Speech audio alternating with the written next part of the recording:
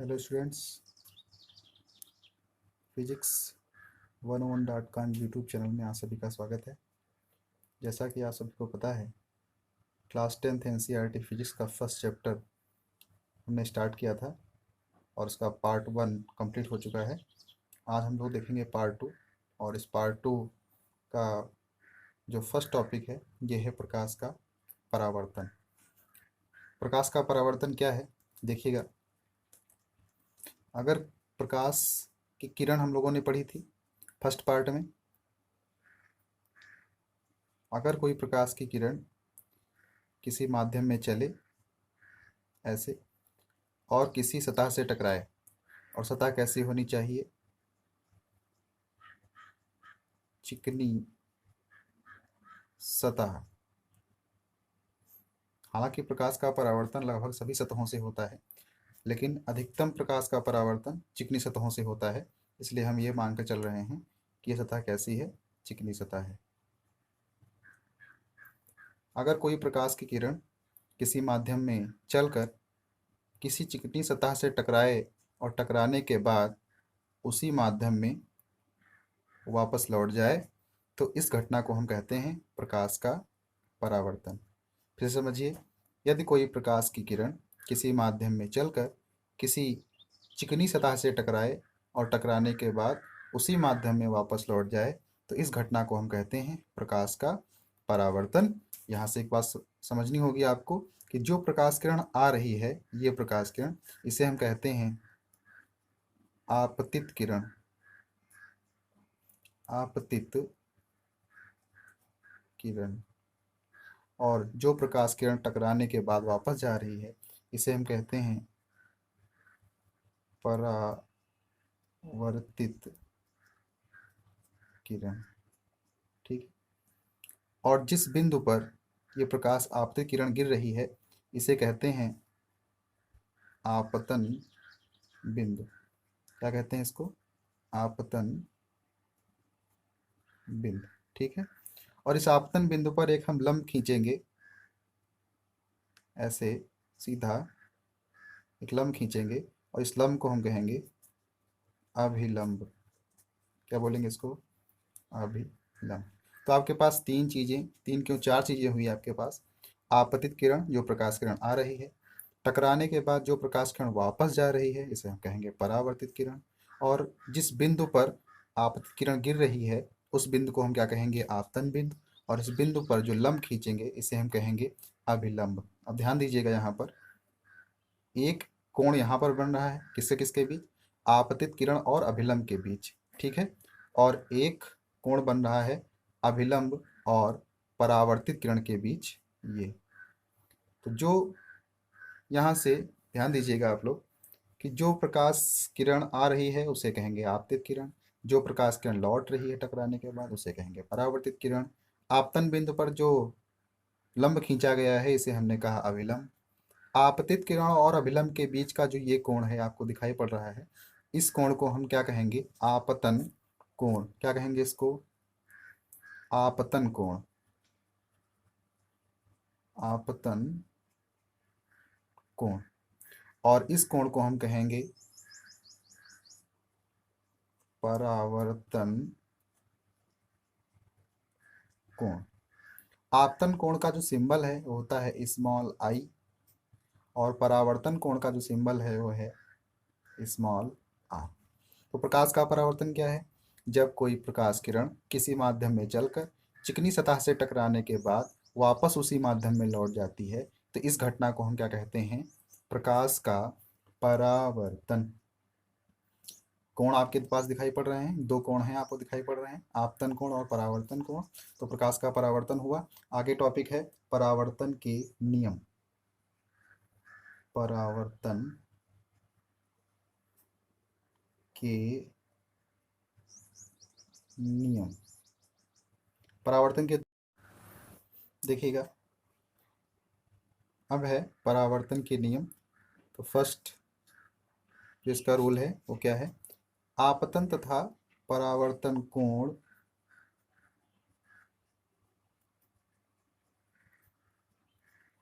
आपस में बराबर होते हैं। क्या मतलब है इसका? यहाँ पर लिखेंगे हम आपतन कोण यानी कि स्मॉल आई इक्वल्स टू परावर्तन कोण स्मॉल आर। Second rule. आपको यहाँ पर कुछ चीज़ें दिखाई पड़ रही हैं कि देखिए, आपतित किरण, परावर्तित किरण और इस आपतन बिंदु पर खींचा गया अभिलंब। देखिए, आपतित किरण इसी पॉइंट पर है, इसी बिंदु पर है। परावर्तित किरण इसी बिंदु पर है, इसी तल पर है। आपतन बिंदु पर जो अभिलंब खींचा गया वो भी इसी बिंदु पर है। तो यही आपका नियम बन जाएगा। क्या नियम बनेगा कि आपतित किरण, परावर्तित किरण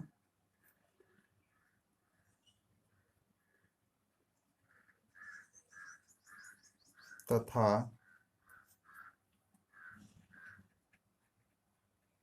आपतन बिंदु पर खींचा गया अभिलंब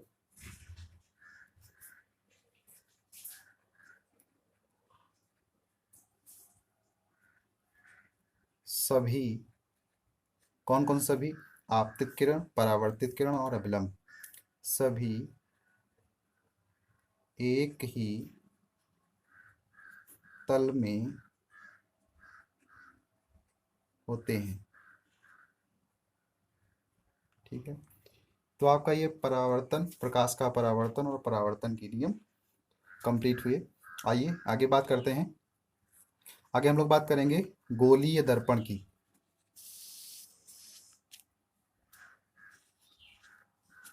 गोलीय दर्पण,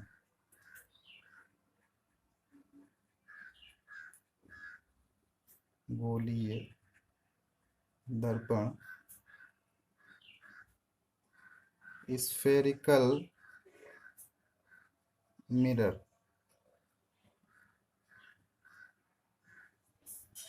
स्फेरिकल मिरर, अब देखिएगा, स्फेरिकल मिरर हमने बात की थी फर्स्ट पार्ट में कि मिरर क्या होता है।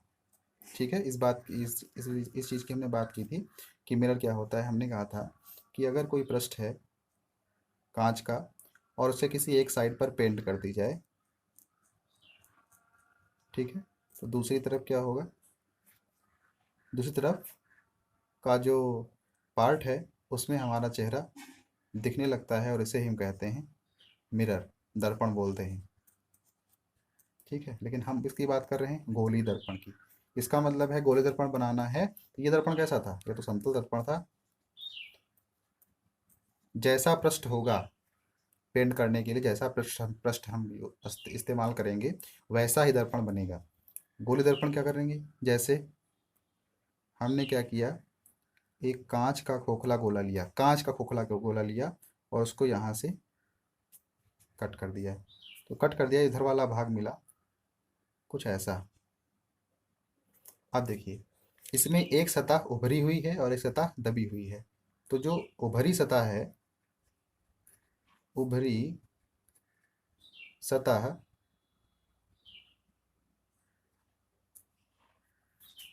और दबी सतह, दबी सतह, उभरी सतह को हम कहते हैं उत्तल सतह। क्या कहते हैं इसको? उत्तल सतह। और दबी सतह को हम क्या कहते हैं? अवतल सतह। क्लियर होगी बात? तो दो प्रकार की सतहें हो गई। अब पेंट इधर भी हो सकता है और पेंट इधर भी हो सकता है। ठीक है, तो इस प्रकार गोली दर्पण के दो प्रकार होते हैं पेंट करने के आधार पर। कौन कौन से? देखिए,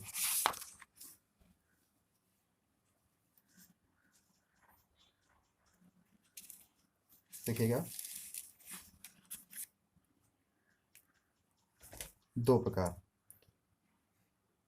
अब जो हमने कांच का खोखला गोलिया गोला लिया था उसका भाग हमने काटा है, उस पर पेंट इधर भी हो सकती है और इधर भी। पेंट अगर इस तरह से हो जाए तभी दर्पण बनेगा, और पेंट यदि इस सतह पर हो जाए तभी दर्पण बनेगा। क्लियर होगी बात? तो इस सतह पर जब पेंट हुई तो कौन सी सतह बच गई? अवतल सतह, अवतल सतह बच गई। और जब इस पर पेंट हुई तो कौन सी सतह बची? उत्तल सतह। जो सतह बचेगी वही दर्पण हमारा बनेगा।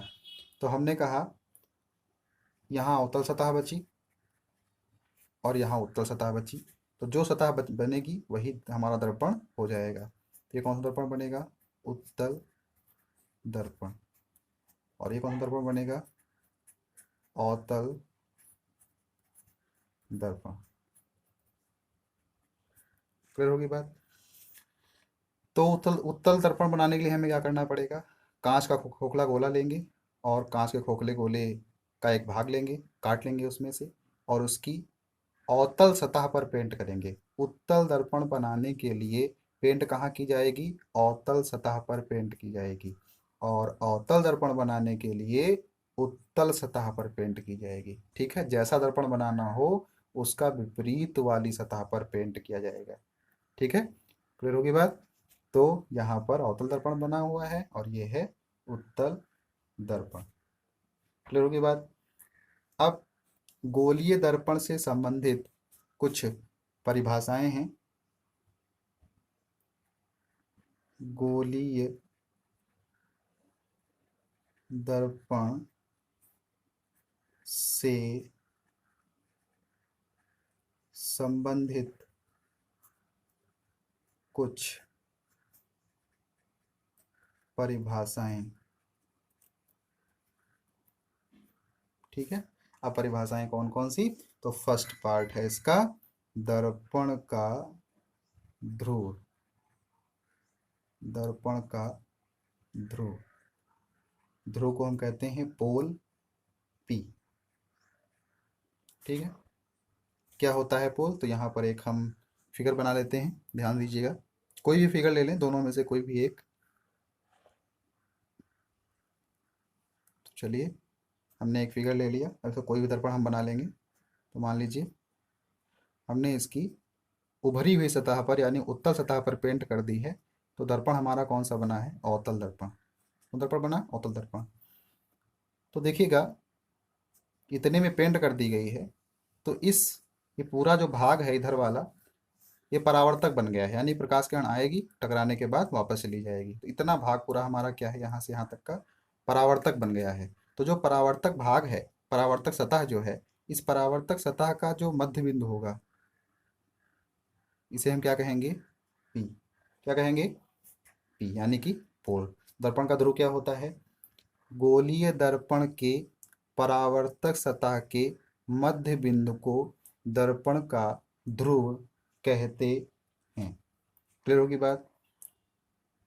दूसरी बात, वक्रता केंद्र। वक्रता केंद्र जिसे हम कहते हैं सेंटर ऑफ कर्वेचर। तो वक्रता केंद्र क्या होता है? ध्यान दीजिएगा कि जो दर्पण है, ये दर्पण किसी गोले का ही भाग रहा होगा, यानी कि ये जो निकाला गया है किसी गोले से ही निकाला गया होगा। और जिससे भी निकाला गया है, चूंकि गोला है तो उसमें क्या होगा? केंद्र होगा। समझ में आई बात? ठीक है, तो यानी कि गोलीय दर्पण जिस गोले का भाग होता है, गोलीय दर्पण इसी गोले का भाग है, तो गोलीय दर्पण जिस गोले का भाग होता है उसी गोले के केंद्र को वक्रता केंद्र कहते हैं। फिर से सुन लीजिए, गोलीय दर्पण जिस गोले का भाग होता है उसी गोले के केंद्र को दर्पण का वक्रता केंद्र कहते हैं। अब ध्यान देंगे, कैसा कैसा गोला? खोखला गोला। ध्यान रखेंगे, गोला हमेशा खोखला यूज किया जाएगा। थर्ड पार्ट, तो ये क्या हो गया हमारा? ये हो गया centre of curvature C. Third part हमारा है मुख्य अक्ष, प्रिंसिपल एक्सिस, मुख्य अक्ष। अब देखिए, अगर इसको हम यहाँ से मिला दें ऐसे, ठीक है, तो ये हो गई मुख्य अक्ष। इसका मतलब क्या? इसका मतलब दर्पण के ध्रुव तथा दर्पण के वक्रता केंद्र को मिलाने वाली सीधी रेखा को दर्पण का मुख्य अक्ष कहते हैं। दर्पण के ध्रुव तथा दर्पण के केंद्र को मिलाने वाली सीधी रेखा को दर्पण का मुख्य अक्ष कहते हैं। क्लियर होगी बात? ठीक है, चलिए अब बात करते हैं वक्रता त्रिज्या की। वक्रता त्रिज्या की बात करते हैं। वक्रता त्रिज्या, रेडियस ऑफ कर्वेचर। ठीक है, अब देखिए, अगर ये गोला है और ये केंद्र है तो केंद्र से हम कहीं से भी रेखा मिला दें तो ये क्या होगी, ये हमारी त्रिज्या हो जाएगी। लेकिन अब इसकी त्रिज्या क्या होगी, हमने कहा कि गोलीय दर्पण के वक्रता केंद्र और ध्रुव के बीच की दूरी को ही वक्रता त्रिज्या कहते हैं। इसे कैपिटल आर से रिप्रेजेंट करते हैं। इसका मतलब है वक्रता त्रिज्या इसमें कितनी हो जाएगी, पी सी बराबर आर। यही हमारी है वक्रता त्रिज्या, यानी पी से सी तक की दूरी को हम क्या कहेंगे, वक्रता त्रिज्या। गोलीय दर्पण के ध्रुव P तथा वक्रता केंद्र C के बीच की दूरी को वक्रता त्रिज्या कहते हैं। अगर हम यहाँ से कुछ भी लिख दें, यहाँ से x लिख दें तो ये P से x तक की दूरी हमारी क्या हो जाएगी, ये हो जाएगी मुख्य अक्ष। क्लियर होगी बात? ठीक है, तो अब देखिएगा एक इंपॉर्टेंट चीज यहाँ पर ये भी जान लीजिए, मुख्य फोकस।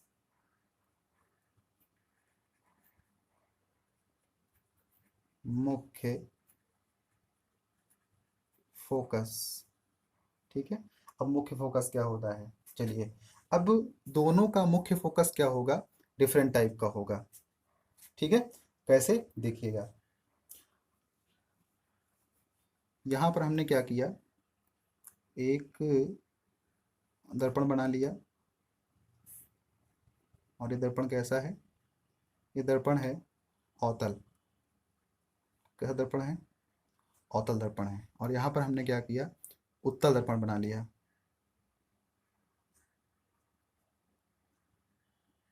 ठीक है, उत्तल दर्पण बना लिया। ठीक है, और यहाँ का मुख्य अक्ष भी हमने ये बना लिया और यहाँ पर भी हमने मुख्य अक्ष ये बना लिया। तो ये क्या है हमारा, ये ध्रुव है, यहाँ पर क्या है, ये ध्रुव है, ये मुख्य अक्ष है। ठीक है, चलिए अब बात करिए, समझिए। यहाँ से एक प्रकाश किरण यहाँ गई, एक प्रकाश किरण हमने इधर बना दी ऐसे, एक प्रकाश किरण हमने यहाँ पर बना दी और एक प्रकाश किरण हमने यहाँ पर बना दी। ठीक है, यहाँ पर देखिए, एक प्रकाश किरण ये रही, एक प्रकाश किरण ये रही, एक प्रकाश किरण ऐसे गई, एक प्रकाश किरण ऐसे। ठीक है, तो कुल मिला के हमारे पास ये प्रकाश किरणें हो गई, यानी प्रकाश किरण पुंज हो गया। चूंकि प्रकाश किरणों के समूह को हम प्रकाश किरण पुंज बोलते हैं। ठीक है, तो ध्यान दीजिएगा कि जब कहीं पर ये क्या है, ये कौन सा दर्पण है, ये हमारा अवतल दर्पण। कौन सा दर्पण है, अवतल दर्पण। और ये दर्पण कौन सा है, ये हमारा है उत्तल दर्पण। ठीक है, तो ये हो गया उत्तल दर्पण और ये हो गया अवतल दर्पण। ध्यान दीजिएगा, जब कभी अवतल दर्पण से प्रकाश किरणें टकराएंगी तब क्या होगा, सभी प्रकाश किरणें मुख्य अक्ष पर किसी बिंदु पर मिल जाएंगी, कुछ ऐसे। ये प्रकाश किरण यहाँ मिलेगी, ये प्रकाश किरण जाकर के यहाँ पर मिलेगी और ये प्रकाश किरण ऐसे मिलेगी। तो ये जो पॉइंट है ये कहाँ पर है, ये मुख्य अक्ष पर है। अगर इसको हम एक्स कर दें तो हम कहेंगे ये क्या है, ये हमारा मुख्य अक्ष है। ठीक है, तो सारी प्रकाश किरणें इकट्ठी होकर के कहाँ पर मिल रही हैं, मुख्य अक्ष पर मिल रही हैं। ठीक है, तो जब प्रकाश किरणें किसी दर्पण से टकराती हैं, टकराने के पश्चात वो प्रकाश किरणें जिस बिंदु पर मिलती हैं उस बिंदु को हम कहते हैं मुख्य फोकस। तो यहाँ पर स्पेसिफिक डिफिनेशन क्या है, स्पेसिफिक डिफिनेशन ये है कि प्रकाश किरणें मुख्य अक्ष पर मिल रही हैं। कहाँ पर मिल रही हैं, मुख्य अक्ष पर मिल रही हैं। और कब मिल रही हैं, परावर्तन के पश्चात मिल रही हैं। तो यहाँ से डिफिनेशन समझिए मुख्य फोकस की, कि मुख्य अक्ष के समांतर चलने वाली प्रकाश किरणें, मुख्य अक्ष के समांतर चलने वाली प्रकाश किरणें दर्पण से परावर्तन के पश्चात मुख्य अक्ष पर जिस बिंदु पर मिलती हैं उस बिंदु को मुख्य फोकस कहते हैं। ठीक है, तो ये हो गया मुख्य फोकस इसका। अब इसमें क्या होगा समझिए, इसमें क्या होगा, इसमें प्रकाश किरणें यहाँ नहीं मिलेंगी। कैसे मिलेंगी ये देखिए,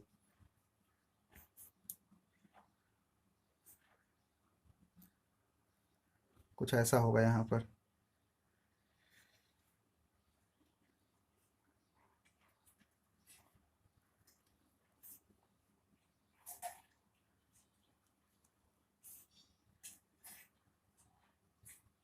कुछ ऐसा होगा। तो प्रकाश किरणें यहाँ पर वास्तव में मिलेंगी नहीं। ये प्रकाश किरणें देखिए दूर जा रही हैं, ठीक है, और ये प्रकाश किरणें इकट्ठी हो रही हैं, और ये प्रकाश किरणें क्या हो रही हैं, दूर जा रही हैं। तो फिर इनको मुख्य अक्ष पर मिलाएं कैसे, तो इनको हम पीछे की तरफ बढ़ा देंगे। कहाँ बढ़ा देंगे, पीछे की तरफ बढ़ा देंगे। तो ये क्या होगा, यहाँ पर हमको मुख्य फोकस मिलेगा। तो यह ध्यान रखिएगा कि अवतल दर्पण में मुख्य फोकस कैसा होता है, वास्तविक होता है। देखिए ये वास्तविक है मुख्य फोकस, और यहाँ पर मुख्य फोकस कैसा है, आभासी है। तो ध्यान रखेंगे, फिर से समझ लीजिए मुख्य फोकस की डिफिनेशन क्या है, कि दर्पण के मुख्य अक्ष के समांतर चलने वाली प्रकाश किरणें दर्पण से परावर्तन के पश्चात जिस बिंदु पर मिलती हैं या मिलती हुई प्रतीत होती हैं। देखिए यहाँ पर वास्तव में मिल रही हैं, लेकिन यहाँ पर प्रतीत हो रही हैं। ठीक है, तो ये क्या है, वास्तव में मिल रही हैं तो वास्तविक हैं, और प्रतीत हो रही हैं इसका मतलब आभासी हैं। ठीक है, तो मुख्य अक्ष के समांतर चलने वाली प्रकाश किरणें दर्पण से परावर्तन के पश्चात मुख्य अक्ष पर जिस बिंदु पर मिलती हैं या मिलती हुई प्रतीत होती, यहाँ पर मिल रही यहाँ पर प्रतीत होती हैं, तो इस बिंदु को हम क्या कहते हैं, मुख्य फोकस कहते हैं। और मुख्य फोकस को हम कैपिटल एफ से डिनोट करते हैं। समझ में आ रही है बात, किसे डिनोट करते हैं, कैपिटल एफ से डिनोट करते हैं। तो हमारा जो ये मुख्य फोकस है इधर वाला, ये कैसा है, ये है वास्तविक। कैसा है, वास्तविक है। और हमारा जो ये दर्पण है इसका जो मुख्य फोकस है वो कैसा है, आभासी है। कैसा है, आभासी है। क्लियर हो गई बात, ठीक है, कैसा है ये, आभासी है। ध्यान रखिए, ध्यान दीजिए, और एक टॉपिक है, छोटा सा टॉपिक है, समझ लीजिए इसको। क्या है, नंबर 6, फोकस दूरी। कौन सी दूरी, फोकस दूरी। क्या है फोकस दूरी, देखिए फोकस दूरी क्या है, ये फोकस बिंदु हो गया और ये क्या हो गया, ध्रुव। ये फोकस बिंदु हो गया, क्या हो गया, ध्रुव हो गया। तो फोकस बिंदु और ध्रुव के बीच की जो दूरी है उसे ही हम कहते हैं फोकस दूरी, यानी यहाँ से यहाँ तक की दूरी। तो यहाँ पर कैसे नापी जाएगी, यहाँ पर यहाँ से यहाँ तक की दूरी, यानी कि P से यहाँ तक की दूरी। तो जो हमारी PF है, PF वो क्या है, फोकस दूरी है।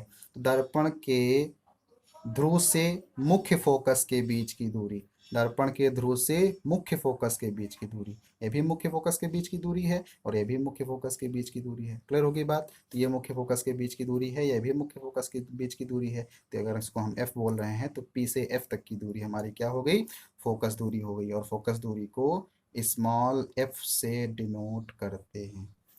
क्लियर हो गई बात, ठीक है, फिर से समझ लीजिए फोकस दूरी का मतलब क्या है। फोकस दूरी क्या है, दूरी है, कहाँ से कहाँ तक की दूरी है, ध्रुव से फोकस बिंदु के बीच की दूरी, ध्रुव से फोकस बिंदु के बीच की दूरी। ठीक है, क्या कहलाएगी, फोकस दूरी कहलाएगी। क्लियर हो गई बात। तो आज का ये पार्ट 2 यहीं पर हम लोग फिनिश करते हैं। पार्ट 3 इस चैप्टर का जल्दी ही लेकर के आएंगे, तब तक के लिए धन्यवाद।